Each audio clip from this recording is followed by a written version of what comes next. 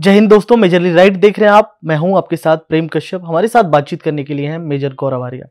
Sir, defence acquisition council ने एक और एयरक्राफ्ट कैरियर को खरीदने की अनुमति दे दी है, कैसे देख रहे हैं और क्यों? नहीं, देखिए, ये करीब 45,000 टन का है। इसके पहले वाला भी था, वो भी 45,000 टन का था। तो मुझे ऐसा लगता है कि इंडियन नेवी को और सशक्त करने की ज़रूरत है और मजबूत करने की ज़रूरत है, क्योंकि चीन आपको घेर रहा है। आप देखिए साउथ चाइना सी में क्या चल रहा है, आप ये देखिए नीचे श्रीलंका में हनुमानटोटा पोर्ट के आसपास क्या चल रहा है, आप देखिए पाकिस्तान में गवादर में क्या चल रहा है, आप ऊपर देखिए जो बेल्ट एंड रोड इनिशिएटिव है चीन का, ऊपर से अगर आप देखेंगे भारत के ऊपर बेल्ट एंड रोड इनिशिएटिव पूरा जो चल रहा है वो क्या चल रहा है। तो ये सब देखते हुए आपको एक स्ट्रांग नेवी चाहिए। मैं प्रेम आपको बात बताता हूँ ना कि ट्रेडिशनली हमने अपनी नेवी को बहुत इग्नोर करा है।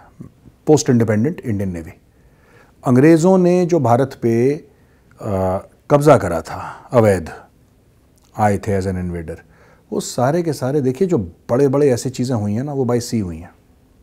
अंग्रेज़ समुद्र के रास्ते में आए थे। अमेरिका का जो पता लगा, वो कोलंबस भारत ढूंढने आया था, फिर वो अमेरिका चला गया, वो भी समुद्र से। तो एक बात हमें समझनी होगी कि इस पृथ्वी का 2/3 of this earth is water. It's covered with water, and when it's covered with water, अगर आप समुद्र में मजबूत हैं तो आप फिर हर जगह मजबूत हैं। आप ये हमें गलतफहमी रही है कई सालों से, और ये गलतफहमी भी नहीं कह सकते। जो भी भारत के युद्ध हुए हैं हर समय पश्चिम में हुए हैं, पूरब में हुए हैं, उत्तर में हुए हैं, दक्षिण में युद्ध नहीं हुआ। मैं पोस्ट इंडिपेंडेंट इंडिया की बात कर रहा हूँ, छोटे मोटे राजे महाराजाओं के बीच की युद्ध की बात नहीं कर रहा मैं। जो modern battles, modern warfare, previous century, 20वीं शताब्दी, 21वीं शताब्दी, कौन कौन सी लड़ाइयाँ हुई आप देख लीजिए। 1947-48 में कश्मीर में लड़ाई हुई थी, जब कबायली आ गए थे, आपको पता ही है। 62 में जो लड़ाई हुई थी वो भी नॉर्थ और ईस्ट की तरफ हुई थी, जब चीन के साथ हुई थी। 65 की लड़ाई आपकी नॉर्थ में हुई थी, जम्मू में, और आपकी हुई थी रण ऑफ कच्छ और आपके राजस्थान पंजाब के एरिया में। बैटल ऑफ असल उत्तर 1965 की बहुत बड़ी लड़ाई है, जहाँ पे वीर शहीद अब्दुल हमीद को परमवीर चक्र मिला था। दैट असल उत्तर की लड़ाई जो थी खेमकरन सेक्टर की। फिर आप ले लीजिए 1967 जो नाथुला में स्कर्मिश हुआ। नाथुला कहाँ, ये भी आपको पता है। हाँ जी। 1971 आपकी ईस्ट वेस्ट नॉर्थ में, ज़्यादातर ईस्ट में हुई थी, because it is liberation of Bangladesh. That war was for the liberation of Bangladesh, but आपकी ईस्ट में ज़्यादातर हुई थी, लेकिन नॉर्थ में भी हुई थी और वेस्ट में भी हुई थी। ठीक, साउथ में बिल्कुल इम्पैक्ट नहीं रहा, बहुत कम। ठीक है, साउथ का रास्ता इस्तेमाल करा और विशाखापट्टनम, क्योंकि पाकिस्तान को ऊपर से ऐसे नीचे जाना पड़ता ना, crossing this thing Indian air space, तो इंडिया ने मना कर दिया था। India had said no. So ये पाकिस्तान यूँ आता था बिल्कुल पूरा पार करके श्रीलंका के इस तरफ से पूरा। तो हाँ ठीक है, था थोड़ा, बट ऐसा नहीं था, ऐसा कभी नहीं हुआ। 1999 कारगिल, फिर आप 26/11 मुंबई में, 1993 बॉम्ब ब्लास्ट मुंबई में, Akshardham temple attack, parliament attack, Kashmir की टेररिज्म, पंजाब की टेररिज्म, ये कहाँ हुई? ये आप देखिएगा ना सब, अगर आप एक उसको देखें तो वेस्ट, ईस्ट, नॉर्थ, इधर ही। साउथ में आपने कहीं बड़ा युद्ध होते हुए नहीं देखा आपने। तो इसलिए हमें ये गलतफहमी हो गई कि साउथ इंपॉर्टेंट नहीं है। The problem is that the south is the most important. जहाँ पे युद्ध नहीं हुआ वो सबसे ज़्यादा इंपॉर्टेंट है, क्योंकि वहाँ पे चाइना की नब्ज है, क्योंकि ओशंस वहाँ पे हैं, चाइना की ट्रेड रूट हुआ है। तो दैट इज एक्सट्रीमली इंपॉर्टेंट। यही चीज़ हमें 1000 साल से ज़्यादा यही बात हमें समझाई चोल साम्राज्य जो था, उसने यही बात समझाई, और जो मराठा साम्राज्य था उसने भी हमें यही बात समझाई। हम लोगों को नहीं समझ में आई, हम लोगों को देर में समझ में आती है, वो हमारी कमज़ोरी है।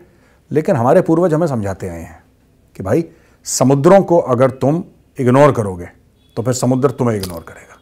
ये बात है। अभी आपने चाइना का जिक्र किया, चाइना के मुकाबले अगर कंपैरिजन करें भारतीय नौसेना की, कितनी सशक्त देख रहे हैं, और पाकिस्तान को इन सब के बीच में कहाँ देख रहे हैं? नहीं, पाकिस्तान का तो बेड़ा ही गर्क है। पाकिस्तान तो has some fishing boats. I don't even think Pakistan as a navy, मतलब nobody has heard of the Pakistan Navy. It's nothing. They don't even have a destroyer. कुछ फ्रिगेट्स हैं इनके पास। I think they have some fishing boats. वो मछली मारते होंगे और तो कुछ करते नहीं पाकिस्तानी नेवी।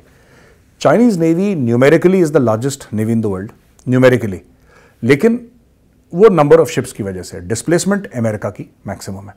11 या 12 तो न्यूक्लियर पावर्ड एयरक्राफ्ट कैरियर है अमेरिका के पास। तो अमेरिका का तो गेम अलग है, बिल्कुल गेम अलग है।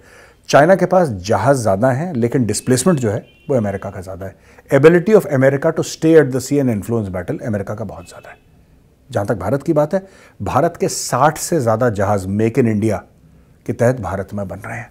तो इंडियन नेवी रैंप अप हो रही है यार, it's ramping up like crazy. जो इंडियन नेवी के लिए काम आज की तारीख में चल रहा है, जब से भारत आज़ाद हुआ है, जब से स्वतंत्र हुआ है, तब से उस लेवल का काम तो मैंने नहीं देखा, ना मैंने सुना उसके बारे में, ना मैंने पढ़ा।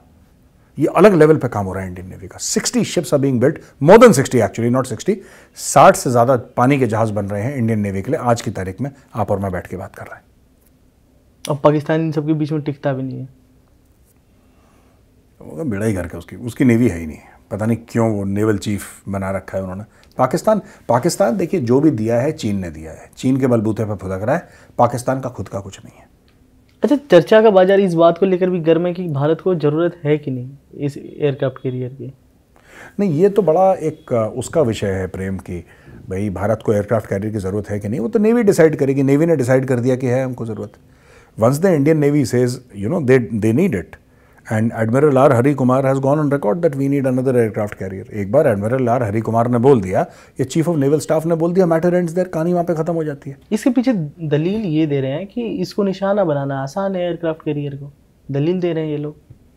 नहीं, मुझे तो ये दलील भी बेवकूफ़ी की लगती है, क्योंकि सेकेंड वर्ल्ड वॉर के बाद कब निशाना बना एयरक्राफ्ट कैरियर मुझे तो नहीं पता। अगर बना हो तो कोई मुझे एजुकेट करे, हो सकता है मेरे नॉलेज में गैप हो। पहली बात तो ये। दूसरी चीज़ ये बड़ी important that we need to understand is that aircraft carrier कभी अकेला नहीं चलता। एयरक्राफ्ट कैरियर का एक पूरा एक इकोसिस्टम रहता है आसपास।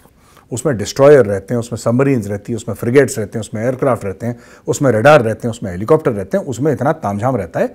It is like an independent fighting force. America के जो एयरक्राफ्ट कैरियर है, उसमें एक एयरक्राफ्ट कैरियर जो जेराल्ड टी फोर्ड क्लास का उनका एयरक्राफ्ट कैरियर है, उसमें एक एयरक्राफ्ट कैरियर को चलाने के लिए 5,500 से 6,000 लोग हैं उसके aircraft carrier. It's a floating city. Aircraft carrier को मतलब एयरक्राफ्ट कैरियर को टारगेट करना। लोग कह रहे हैं कि चाइना के पास ये मिसाइल है, मिसाइल मार देगा एयरक्राफ्ट को। सोशल मीडिया में लोग करते हैं ना, उनको नॉलेज तो है नहीं। आप बताइए तो किसने रोका है चाइना को? मारो मिसाइल, देखो क्या होता है। Aircraft carrier is the final एक जिसको कहते हैं ना आखिरी आर्ग्यूमेंट होती है, आखिरी दलील किसी भी देश की। एयरक्राफ्ट कैरियर से कोई उससे ज़्यादा बड़ी दलील कोई नहीं है। That is the. मैं तो ये कह रहा हूँ 45,000 टन का जो हम बना रहे हैं, हम क्यों बना रहे हैं 45,000? We should aim for at least 100,000 tonne displacement. 1 lakh tonne displacement का हमें एयरक्राफ्ट कैरियर चाहिए proper, with squadrons of Rafale. Aircraft carrier का मकसद क्या होता है? Aircraft carrier is an extension of your foreign policy. आप इसको इस तरीके, आपकी विदेश नीति होती है ना, वो एयरक्राफ्ट कैरियर है। जहां पे एयरक्राफ्ट कैरियर भारत का पहुंच जाए, आप बोले साहब INS विक्रांत पहुंच गए, तो फिर आपकी आर्ग्यूमेंट पक्की हो गई। INS विक्रांत से कौन बहस करेगा? Do you want to argue with INS Vikrant? I don't want to argue with INS Vikrant. कहानी खत्म। तो ये मुझे लगता है कि ये जो भारत गलती ये हम लोग कर रहे हैं कि 45,000 टन का बना रहे हैं। हमारे पास 2-3 एयरक्राफ्ट होने चाहिए, 100,000 टन डिस्प्लेसमेंट न्यूक्लियर। पूरी दुनिया में टहल रहे हैं, क्योंकि एक रिफिट होता रहेगा, फिर over a period of time वो साइकिल बदलता रहेगा उनका। लेकिन हाँ, this projection of power across the world यार, प्रोजेक्शन ऑफ पावर कहीं पे। अगर आपको आज हमारे 8 नेवी के ऑफिसर्स हैं, अगर ओमान में उनको सजाए मौत मिली है, तो आपका अगर एक nuclear powered aircraft carrier Oman के बिल्कुल बाहर खड़ा हुआ है ऐसे, फिर आप ओमानी शेख से बात करिए कि शेख इधर तो देख, ये देख एयरक्राफ्ट कैरियर। शेख इज्जत करेगा, सलाम अलैकुम बोलेगा, शेख बोलेगा आओ खजूर खाओ, तब शेख को दबाएंगे। ये आपको चाहिए। आपको देखिए, डिफेंसिव पॉलिसी जो है ना हमारी, ये बड़ी घातक है। योर पॉलिसी शुड बी, आपने सुना ये भय बिन होए ना प्रीत, ये फॉरेन पॉलिसी भय बिन होए ना प्रीत पे ही बेस्ड होनी चाहिए। बिना न मानत जलती जड़ गए 3 दिन बीत, बोले राम सकोप तब भय बिन होए ना प्रीत। That should be the cornerstone of our foreign policy. और इस पॉलिसी को अमल में लाने के लिए एयरक्राफ्ट कैरियर से बढ़िया चीज़ नहीं हो सकती। And the bigger the better. बहुत बहुत धन्यवाद सर तमाम मुद्दों पर बातचीत करने के लिए। अगर आपको ये वीडियो अच्छी लगी हो तो हमारे चैनल को लाइक कीजिए, सब्सक्राइब कीजिए और हाँ, बेल आइकन दबाना बिल्कुल ना भूलना। बहुत बहुत धन्यवाद।